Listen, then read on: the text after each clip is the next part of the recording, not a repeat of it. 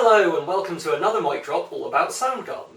Now, I hope you're not getting fed up with the Soundgarden episodes yet, but this one is a real corker. What's that? What do you mean there haven't been any? What? None at all? In 2 years?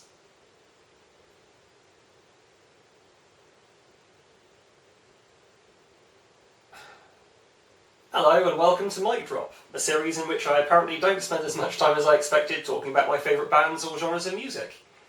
I guess there's been a few, but 2017 seemed to fill up with a lot of discussion of, well, I'm not a big fan of this band, but this particular song or album is quite interesting, which was not a trend that I'd planned out in advance. But not today! Today I get to tell you all about my favourite band of all time. But first...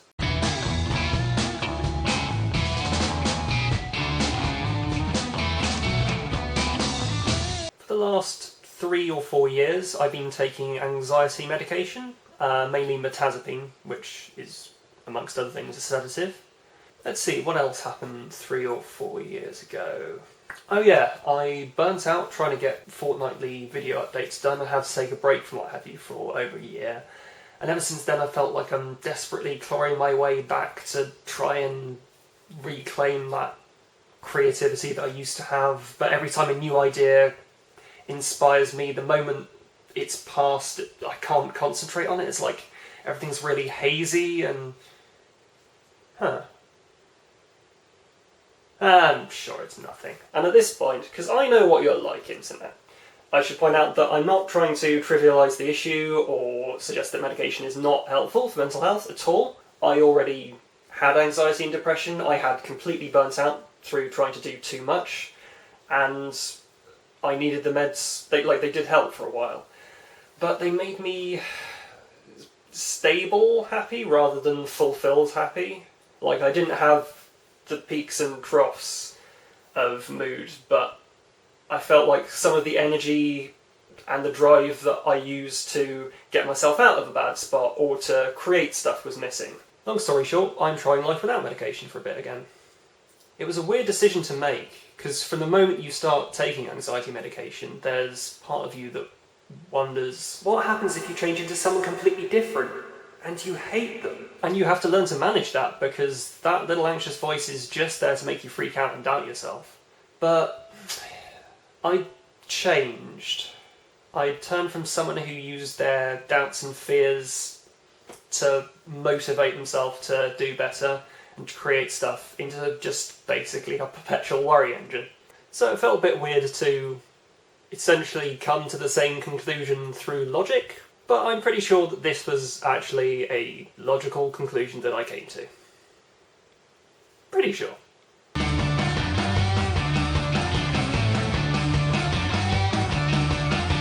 The song I've chosen to represent this particular juncture in my life is the winner for the 24th year in the row of the Drusilla P. Clinkenbeard Prize for Best Repeated Use of the Word Whomsoever. I am, of course, referring to Soundgarden's classic 1994 single, Fell on Black Days. I joked at the beginning about not having made a Soundgarden video yet, but it's actually been quite tricky to come up with a video for a band that I love so much. Back in 2016 I was going to do a Try by Y crossover when the steaming redonkulous edition of Bad Motorfinger came out.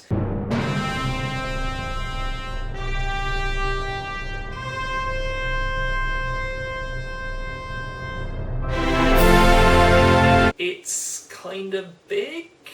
Then I'm pretty sure I was starting to work on another Soundgarden video in May 2017 when Chris Cornell passed away, and that opened up a lot of feelings that I couldn't really make into a video. I started work on this one in February and actually got as far as filming a less carefully scripted version of it, but it turns out that if you start talking about the inner workings of your mental health and you don't have a script, it rapidly descends into ramblings and long, awkward pauses. So I guess, and it, like, it, who knew?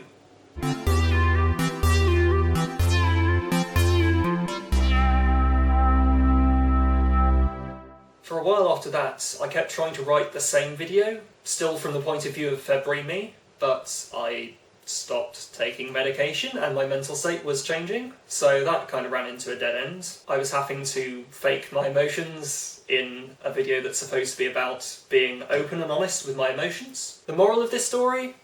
Probably don't do what I do. I'm a hack. Definitely don't do the exact same joke twice in 1 minute. Hack. And then, I set up everything to film in June, only to discover that the bloody tripod was bloody broken. Everything is fine. Everything is fine. Everything is fine. I'm not a failure. Shiny new tripod though. It's blue! In the end, 30th of July is my drop's second birthday. It seems appropriate to have a big video for the occasion. I'm only slightly furious. Oh yes, the kazoo is a thing now.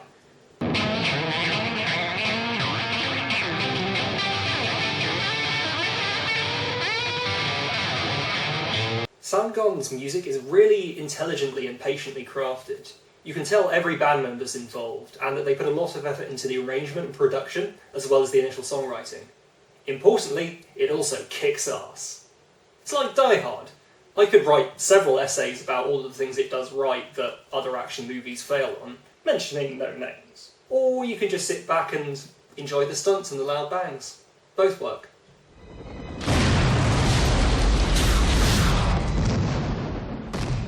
With songs like Fell on Black Days and The Day I Tried to Live, the songwriting itself is deceptively simple, but there's a lot of richness in the sounds and how the different parts are layered together. It's quite easy to make them sound flat and awkward. You need a real lightness of touch to let the momentum carry you through. I've been listening to the demos and rehearsals as well as the finished versions, and the rehearsals for those two songs don't sound that great. This shit is hard.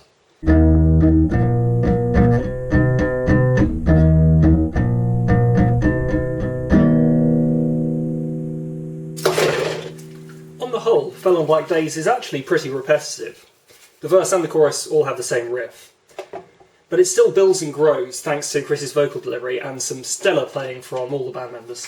Even then, except for brief licks between verses and the big climax of the song, Kim's lead guitar line is mostly just mirroring the rhythm guitar, or playing single notes over the top, just this super simple melody line. I love Kim Thayil's guitar style, and just his whole attitude. When King Animal came out in 2012, he credited himself in the liner notes as colour guitar rather than lead guitar, because he doesn't really try to stand out from the rest of the band. His moments aren't solos, they're instrumentals, where guitar and bass and drums all come together to make something interesting. It's very much not your standard hard rock show-offy solo mentality, and I love it. So in Fell on Black Days, there is some fast noodly stuff, but it's brief, and it's just accentuating the structure of the song at key points. When it comes to the solo itself, it's actually fairly slow and repetitive, which incidentally is true of most of my favourite guitar solos. I think the best solos take a specific melodic idea, play around with it for a while, vary it up, and then move on before they outstay their welcome. Oh shit, this is the bit he was talking about in the Cloak and Dagger episode! I'm in the middle of writing a big episode at the moment, and in the episode I mentioned that a lot of my favourite guitar solos are quite short and repetitive.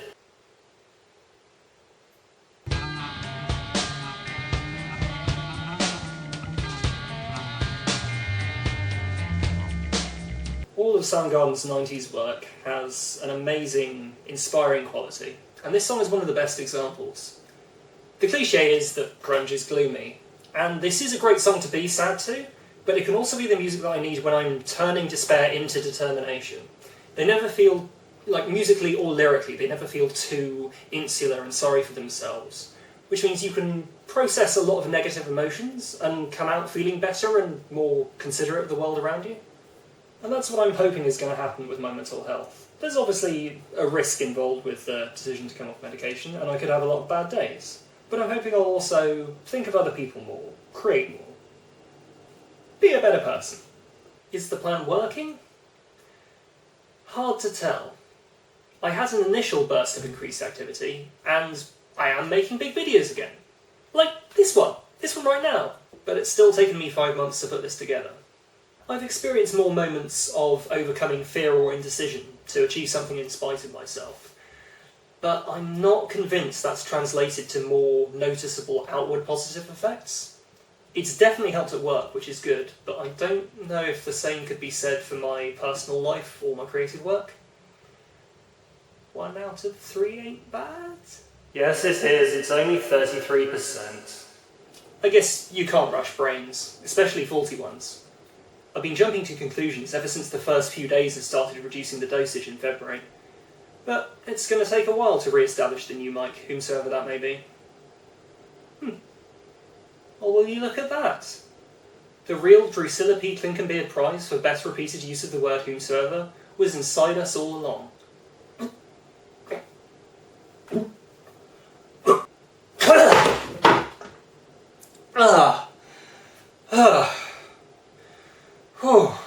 Better out than in. Note to self. Next time, make it the friends we made along the way.